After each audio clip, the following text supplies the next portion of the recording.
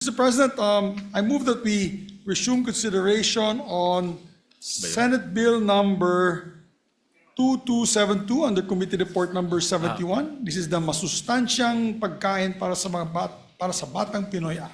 Is there any objection?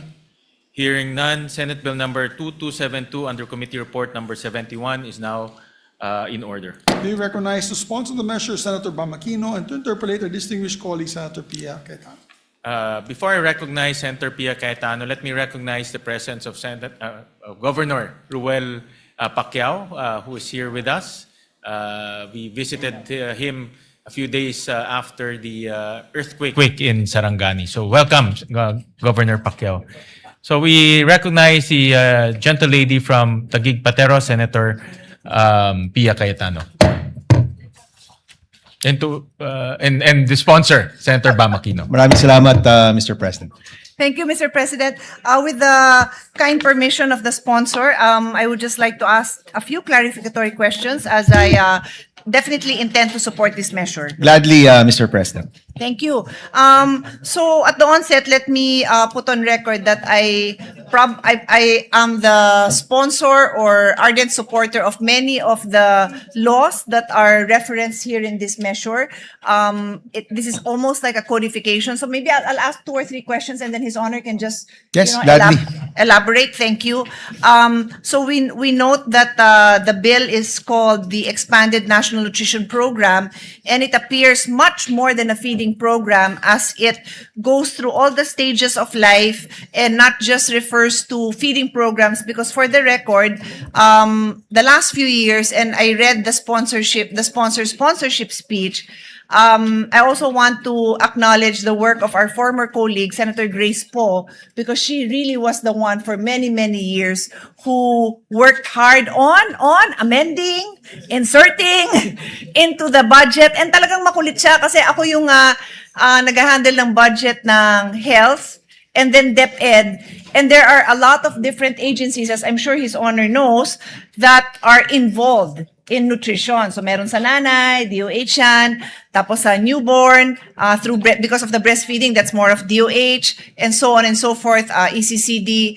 And Grace would really intervene at every level to make sure that we have. So I just want to honor her also, because this was really one of her pet projects. And then I think Senator Alan has also reserved, because this is also one of he's a very staunch advocate of addressing stunting. So the first thing I mentioned is it is obviously more than just a feeding program. And the law, the bill dissects the different stages of life, because obviously yung needs ng mga bata changes, no, from the time they're in the womb. And let the record show that His Honor is allowing me to speak and just nodding his head. Thumbs up. I'll go now to the first point I want to raise. It refers to the use of and I need to find my notes, the UHR, Universal Health Record, is that correct? UHR, Universal Health Record, which I understand is introduced here. Again, I'll mention it because I know it is a passion project of Senator Allen. He has a bill that has a similar goal, which is the Universal Health Passport. So we note that with support that this will now be created. But the first question we have is there a reason why we limit it to 0 to 5? Would His Honor be open to expanding? Because if it's meant to be comprehensive, why not? Yes, Mr. President. Firstly, let me thank the gentle lady from Taguig for her comments. Clearly, ito pong panukala natin tries to really create a comprehensive support program for our youth. Hindi lang po siya nakafocus sa feeding program. It's really from negative pa, no? Because nasa womb pa lang, nasa tiyan pa lang yung mga sanggol, ay meron na pong suporta. And one thing we noticed, Mr. President, is that even if we have a robust, our feeding program is not perfect at marami pa rin problema, but even if we had that, by the time they get to school, ay posibleng stunted na po yung mga bata. So, one feature of this bill, as the gentle lady had pointed out, is nabuo po talaga, no? From every stage of a child's life, ito pong support para sa nutrition. Now, yung nabanggit po, definitely, in fact, I think, Mr. President, there was no intention for the UHR to be 0 to 5. I think the intention is really to eventually marry that with the records in the schools. Okay. So that tuloy-tuloy po yung pag-monitor ng kanilang nutrition. And if there might be a need to amend to clarify that, we will clarify that, Mr. President, during the period of amendments. Okay, perfect. And like I said, Senator Alan might want to officially make the amendment on that one. So I leave that. I just wanted to put that on record already. On that note, Mr. President, of course, the Minority Floor Leader and I have spoken already about this bill. Okay. And we will be doing our best to incorporate features of this anti-stunting bill here. And at the right time, we had actually asked him to propose amendments to incorporate these two measures, Mr. President. Thank you. And then my next point doesn't need a reply because I'm sure His Honor will be supportive. But I read it and I'm quite comfortable that it does not in any way diminish the safeguards that we put in to preserve breastfeeding. Nakita ko naman dyan, it makes reference to the existing law, so we're good with Yes, that. Mr. President. We just want to put that on record to be sure that nobody tries to tinker with that, because yesterday I delivered my speech on breastfeeding, it being August Breastfeeding Month. So on record Yes. tayo dyan, no? We fully support. And Mr. President, as far as I know, breast milk is still best for Yes, babies. thank you. You are correct in knowing that.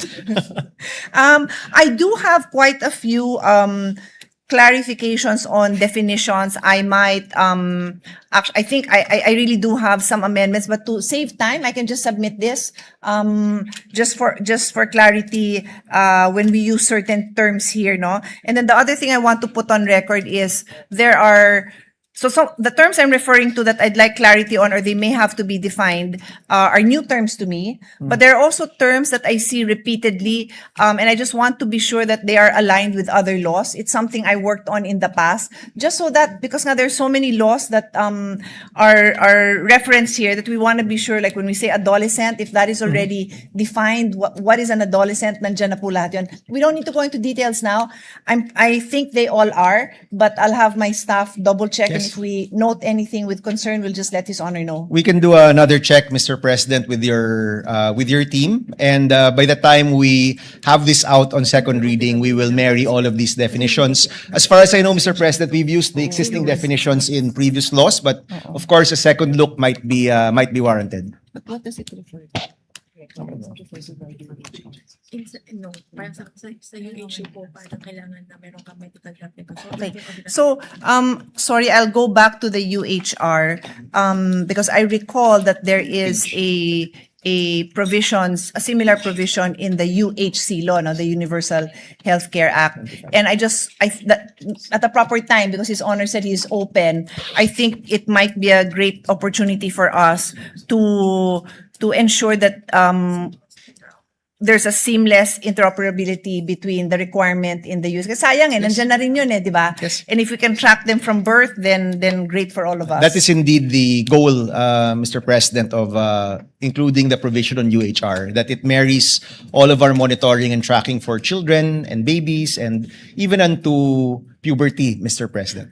Thank you. And then we note, and I believe that this is for practical implementation, that the feeding programs, of course, for the older kids are school-based, no? And then there's a specific provision on secondary beneficiaries. This is paragraph 7 of section 4, and that's on page 11. Sorry, page 12. And it says, subject to availability of funds, the DepEd shall extend SBFP coverage to secondary beneficiaries, including children with disabilities, indigenous learners, etc., etc. So dun lang naman sa children of disabilities, I recall when I was handling the budget of DepEd, we specifically carved out the funding for SPED, because we really wanted to ensure that hindi yan nakukomingle, kasi the Yes. need is so high, hindi na nga malaki. Pag kinomingle mo pa, hindi mo na alam kung ano matitira, di ba? So, maybe this is something we can see if we can also maybe not even be subject to availability of funds because they say nga, di ba, the test of the progress of a nation is how they treat the most vulnerable. Yes. So medyo I have a soft spot for these kids. I did have a child with the Yes. special needs, and so lalo na pag wala kang pondo, and the experts can tell us, but a lot of these special needs or special need kids have dietary requirements naman talaga, and their symptoms or their condition can be alleviated when they follow the diet. So sometimes it's even just awareness. I'm not an expert here, but I've just been reading na, bawal pala talaga sa sugar yung mga ganitong klaseng bata, or bawal sa whatever. So just something to consider. If I may, Mr. President, yeah.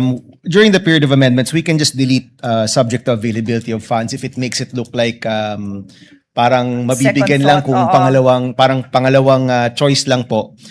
In fact, Mr. President, the chairman of finance earlier confirmed that I'll be handling the budget of DepEd. I know that the gentle lady from Taguig is also very active with regard to the budget for education. Yung isa pong nais po naming tutukan, yung pagpondo ng SPED. Yes. And whether it's this bill or in the GAA for Separate, yeah. 2027, we can work on making sure that there is enough resources, Mr. President, para sa mga children, children with special needs. Yes. Makita ho natin na tugma yung resources po natin dun sa dami at pangangailangan ng mga SPED children and SPED families po. Thank you. And then this one is just an observation. We note again with support. We note the fact that the objective of the bill is to source indigenous source of food to, number one, provide livelihood for whether they're the fisher folks, the farmers, and even to the dairy. So just a few observations which we'd like to share with His Honor. We support all of this, especially the provision that says at least 50% of the need shall be taken from the local farmers and fisher folks. We support that. Yun lang sa dairy, and again, I want to honor Senator Cynthia Villar because this was her passion. Dairy, love na love niya talaga tong dairy na to. I'm not the expert, but sadly, I know for a fact that hindi kinakaya talaga yung production. We really don't have enough. And even if we continue to improve, and I know we have our own experts now, Senator Pangilinan, Senator Camille is also interested in this. Even if we fast track it, malayo pa, no? But I also recall when I asked, it's not just the supply. Even if you're in an area that has a supply, it's the delivery and what do you call it? The handling. The handling. Yes. Ang dali daw talagang masira. So, Yes. again, I don't think you even have to go into details in the bill, but if there's something that you can get from experts on how, because aasahan natin yon, lalagay tayo ng pondo doon. I mean, precisely for this, and it's great, but because we've tried, and I'm not saying give up, no way. Pero what do we do? Maybe there can be a, maybe you can discuss that now or later on. Mr. President, if I may, there are two. These are two separate issues, both of which we have consulted with Senator Pangilinan on. Yung una po kasi is with regard to fresh and hot meals, Yes, no? yes. So ang gold standard po sa feeding program ay hot meals po talaga, no? Unang-una, Yes, mas yes. gusto ng mga bata, Yes. mas masustansya, Of course. galing sa mga local produce, natutulungan yung mga lokal na magsasaka. Yes. But as of today, Mr. President, only 4.3% of our feeding is through hot meals. Yung combination of hot meal tsaka yung nutritious food or yung mga Nutriban type is 13%, and then yung purely nutritious food or Nutriban type is at 82%. No? So yung karamihan po talaga ng feeding program to date are these pre-packaged nutritious food, Nutriban, fortified chichirya. Na honestly, Mr. President, hindi talaga ito yung gold standard. natin, No? Yung gusto exactly. talaga natin, hot meals. So in the bill, although Senator Pangilinan and I were talking earlier that we might have to change the language, we just want to emphasize that if we can source locally, we should. Of course. If we can support the LGUs with their feeding programs, we will. should. Yes. Pero in all areas na hindi talaga kaya or hindi pa kaya, dapat meron pa rin. Meron pa rin nakukuha yung mga bata. Of course And if naman. the language isn't that clear, we can work on the language later on, Mr. President, during the period of amendment. So, I want to make that clear. Ang goal natin, hot meals, locally produced, at kung saan kaya, kayanin natin. Pero everywhere else na hindi kaya, the students, the kids should still be able to receive something. Now, pagdating naman po sa gatas, isa rin po itong matagal rin ho namin na pag-usapan ni Senator Pangilinan. During the budget deliberations, Mr. President, we will have the NDA kasi ang laki po ng dinagdag po natin for 2026. So we will expect that the NDA, the National Dairy Authority, will give their update ngayong pag-uusapan po yung budget, kung ano po yung kinaya nila. Now, the language is similar. Kapag fresh, yun yung nais natin. We want to help our local industry. We want to give fresh milk to our students and to our children hanggat kaya. Yeah. Now, kung hindi kaya, may mga language naman po na where practicable, where feasible. But the idea, Mr. President, is that every single child should have nutritious food. Every single child should have some form of milk. The gold standard is hot meals and fresh milk. And everywhere else, Mr. President, kakayanin natin ang substitutes. And I think that's pretty clear right now in the bill, Mr. President. Mr. President, may Senator Pangilinan be recognized? We recognize Senator Kiko Pangilinan. Thank you. With the permission of the two colleagues, just on the 2 points, on the matter of purchases directly for farmers and fisher folk, and the small percentage, about 4% are hot meals. I think one major factor is precisely because the availability of the supply, because of the inability of farmers to provide the necessary harvests and the necessary economies of scale. In other words, yung capacity ng farmers. And that's why we believe now that the purchases will be made locally, this now becomes an incentive for our farmers to plan their planting season and their harvests. Their fear, in many cases, because it's fresh produce, is that they may plant, but walang bibili. Therefore, nabubulukan sila. Or kung bibilin, barat. But precisely because it's now localized and schools will now be purchasing directly and may assured market, yung ating mga magsasaka at mangingisda, maengganyo talaga silang magtanim, number one. So that's why I think chicken and egg siya eh. 4% mababa because the supply is not available. And what happens, and I understand this, ang nangyayari sa mga feeding programs ay centralized. Dadalhin pa sa regional level. So talagang hindi pa pwede yung fresh produce. Hindi mangyayari yun. Pero unti-unti, habang meron ng ready market ng ating mga magsasaka, magtatanim na sila, alam nilang hindi sila babaratin, gaganda yung supply chain requirements. And the second one is the milk. It is correct na it has been a challenge to provide fresh milk. And maybe during the period of amendments, because during the debates on the budget of the Philippine Carabao Center, we asked them about producing powdered milk to supply the hard to reach areas where hindi na pwede yung fresh milk. And when we were in Nueva Ecija a few months ago, they presented to us their new product of powdered milk, powdered Carabao's milk. So that too should be part of the intervention where fresh milk, because of packaging, handling, may not be available readily in far-flung areas, then the powdered milk, Carabao's milk, will be more, easily available and better handling, easily handled, and mas mahaba ang shelf life. And therefore, the last mile, ika nga, of feeding programs, milk feeding programs, will likewise will likewise be addressed. Mr. President, on that note, we'd like to thank Senator Pangilinan for his interjection. Dalawang puntos, Mr. President. Unang-una, yung isang barrier ng mga magsasaka, yung pagsama sa procurement process. So yung Sagip-Saka Act ni Senator Pangilinan na matagal na niyang sinusulong, hopefully will allow for more local farmers to be part of the process. No?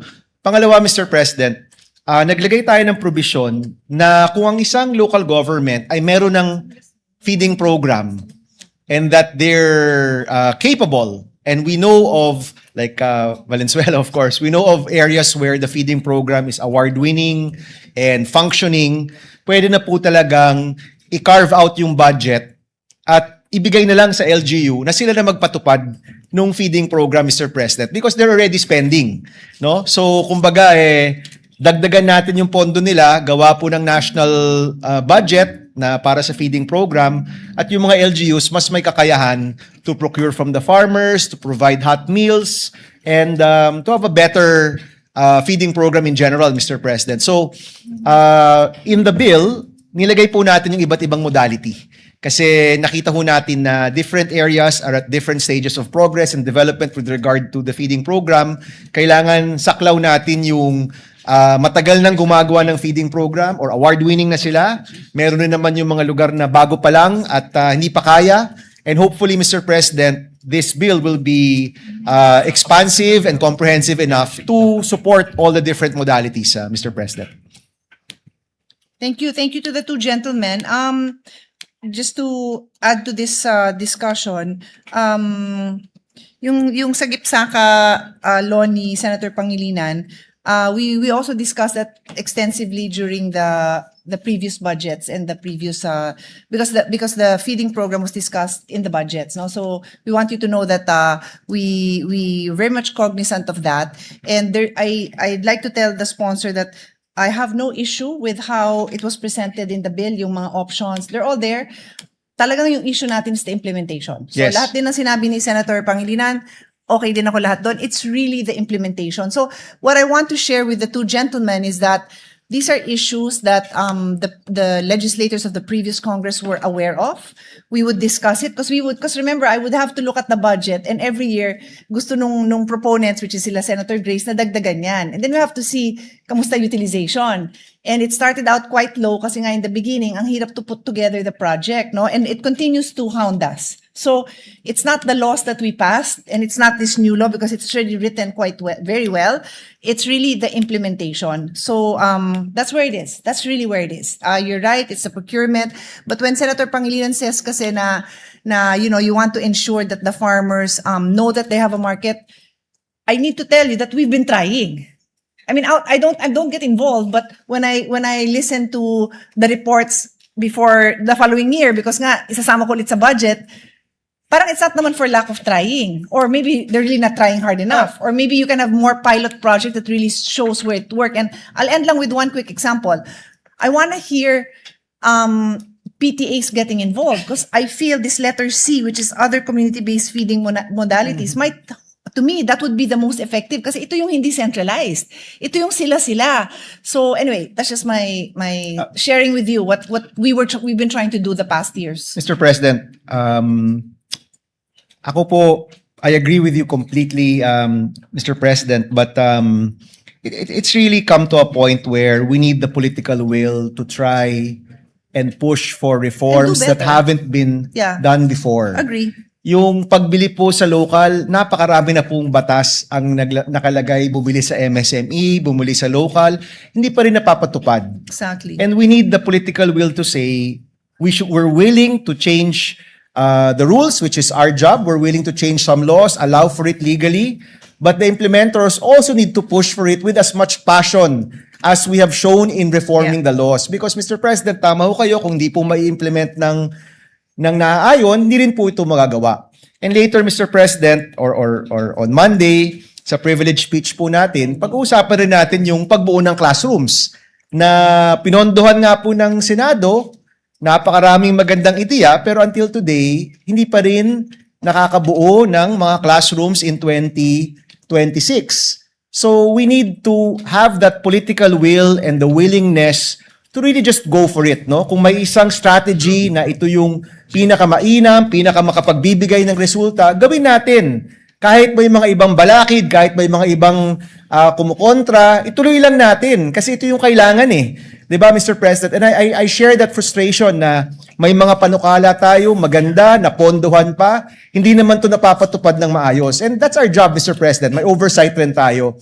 And I invite the gentle lady from Taguig during the deliberations for the budget, which will be in a few weeks. Yun po yung pinakamainam na panahon na tingnan natin yung mga implementation at itulak po natin na gawin yung nararapat, gawin, maybe hindi ito yung nakagisnan, yung sagip-saka. It's such a big change from our usual centralized, very formal type of procurement.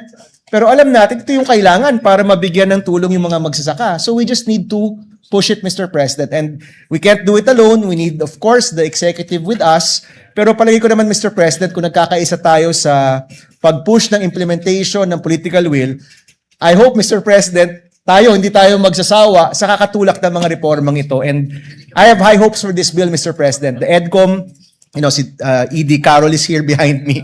We've been pushing for this for so long, from the time that SP Sherwin was the head of EDCOM. Of course, we've always had members of the minority in the EDCOM as well. We just need to really work together to push this, Mr. President, at huwag tayong tumigil hanggang yung mga reforma maramdaman nga ng mga kabataan natin, Mr. President. Yeah, my last point on that would simply be maybe we can showcase and really highlight the successful programs kasi alam mo naman ng Pilipino kami rin, kaya din namin yan. Or if we can even have between DepEd and we can ask our former colleague, Senator Sani, to have a reward system, little things that really show. Kasi I feel so bad when I have to see on international forums or international shows na exactly itong programs naman na na-envision na natin, na nandyan na nakaplansya na. And I'm sure it's happening in some places, but it's like, wow, these people found the magic solution. They borrow from the farmers to feed the people. I'm like, like we're doing that. It's just not happening at the level siguro that we want it to happen. But sometimes these things, tipping point lang yan. It's just a matter of, we put all our resources together and we have been. But my last point, Mr. Sponsor, is on the budget, no? Our 2026 budget, which included amendments, okay? I will repeat, amendments, insertions. Yes, huge Ng mga amendments for feeding lahat ng supporters and classrooms. natin was 24.70 billion. Yeah, this is school-based Yes. feeding programs. This year is just 11.43. So alam na natin yan, tayo magdadagdag dyan. Okay? Yes. So then again, and because this was the topic of the day, ba't nagdagdag? Senado nagdagdag ng, even if we just plan to match it, nagdagdag ng 13 billion, nagdagdag ng 13 billion. Sige, Mr. sino kasama dyan? Ako magtatas ako ng kamay because I'm proud Mr. President, to include this. Yes. I hope we will have the biggest amendment for the budget for education, just like we did last year. Last year, Mr. President, ang laki ng dinagdag natin sa school-based feeding program, sa classrooms, aabot yun ng, if I'm not mistaken, more than 50 billion pesos just for those two items. Iba pa po yung sa free college law, iba pa yung scholarships, no? Iba pa yung subsidies. For this year, and this is actually my privilege speech, Mr. President, later, we're at 3.5% of GDP. Last year po, lumampas ang budget ng education ng 4%. We're back to 3.5%. And I'm hoping we can all come together to bring it back Of to course. the prescribed 4%. Di ko pa po nako-compute kung ilang billion po yun.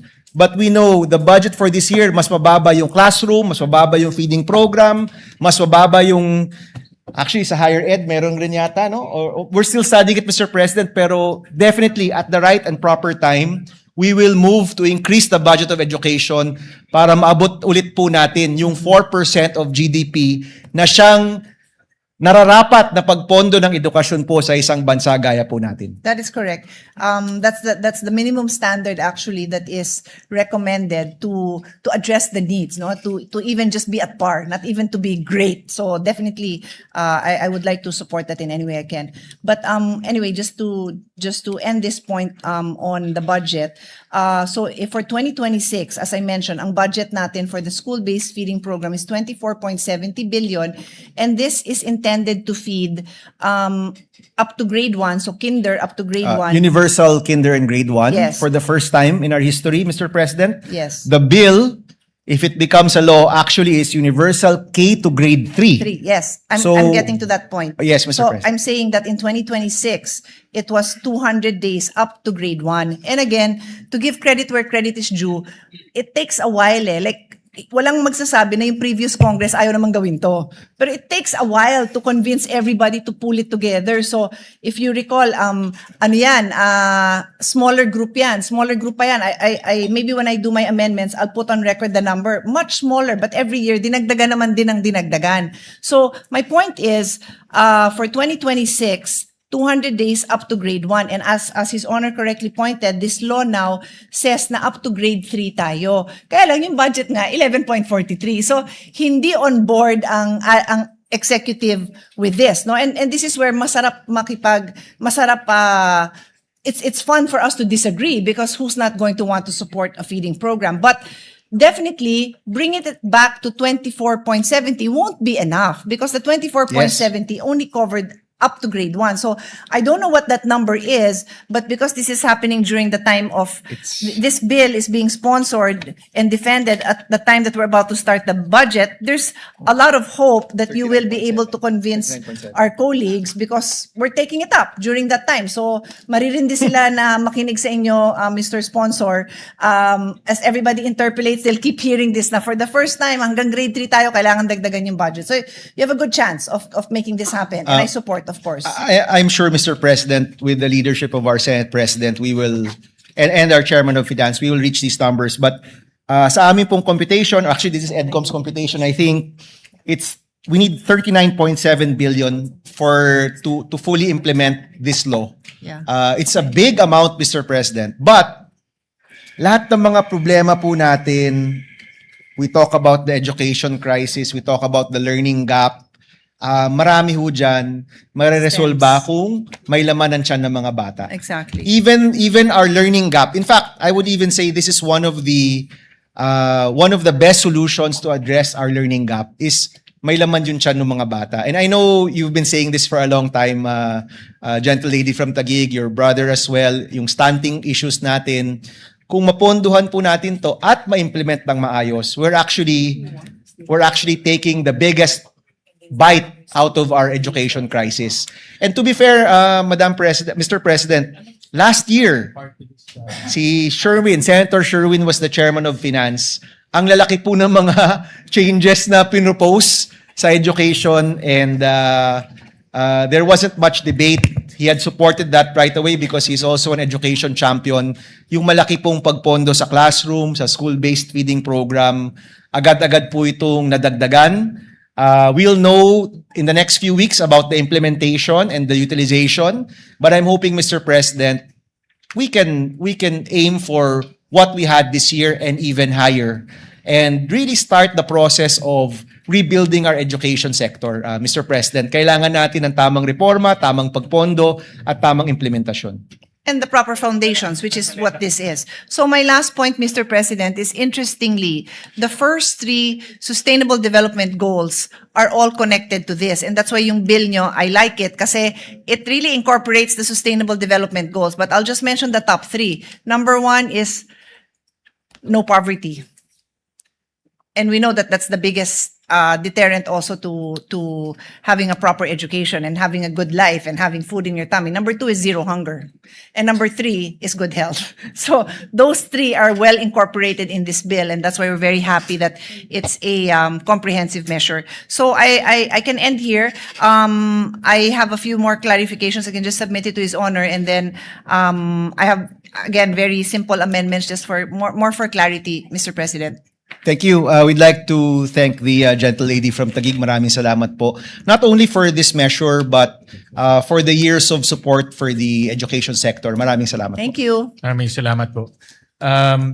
Just to join in the conversation, roughly we increased the education budget by about 287 billion pesos. And that's cut across the 3 education agencies, DepEd, TESDA, and SPED. And for the feeding program, we increased it by 16 billion to 28 billion pesos this year.